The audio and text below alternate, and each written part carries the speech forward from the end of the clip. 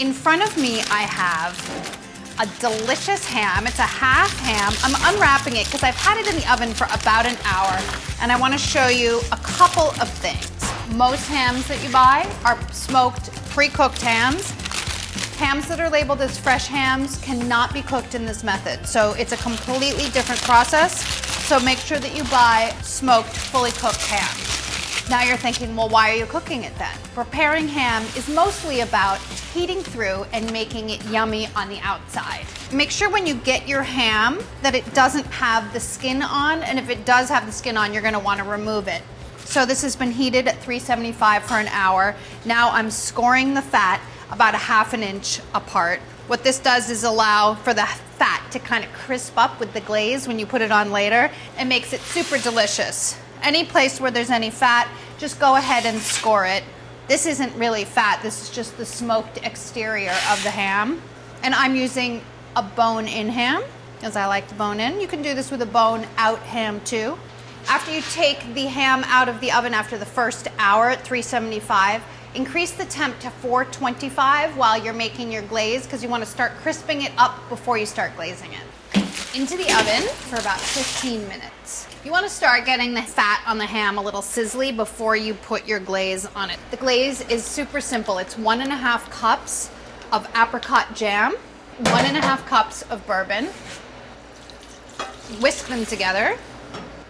Once your glaze mixture starts to simmer kind of aggressively, turn it down to about a medium and cook it, stirring occasionally for about 40 minutes until it's reduced by half.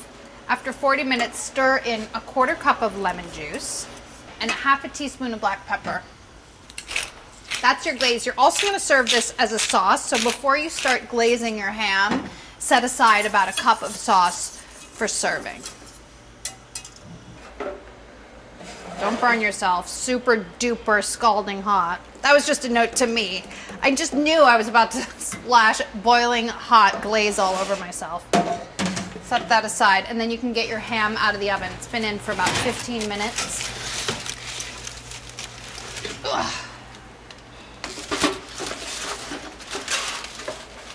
Do you see here where the fat is sort of starting to separate? All of that is going to caramelize into deliciousness. So brush it generously all over with the glaze, and then you put it back into the oven and you continue glazing it about every 15 minutes until the interior, when tested with a meat thermometer, reads about 145. Wait till you see what it looks like when it comes out in the end. The bourbon apricot glaze is all sort of burnished and delicious tanginess on the outside. It's so good and so beautiful. Quite a transformation, huh? Look at how amazing that is. It's super burnished and dark, bordering on burnt, I suppose, but I like that, so just keep an eye on it. If you feel like it's getting too dark, tint it with foil, okay? The pan does get a little bit burnt. Don't worry about that. That is perfectly normal from the sugars.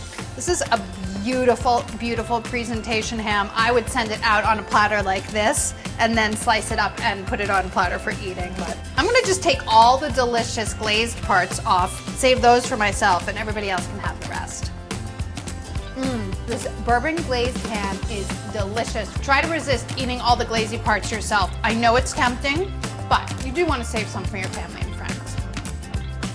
I mean, I think you do. And make sure to save the bones so you can make pea soup. Don't throw it away.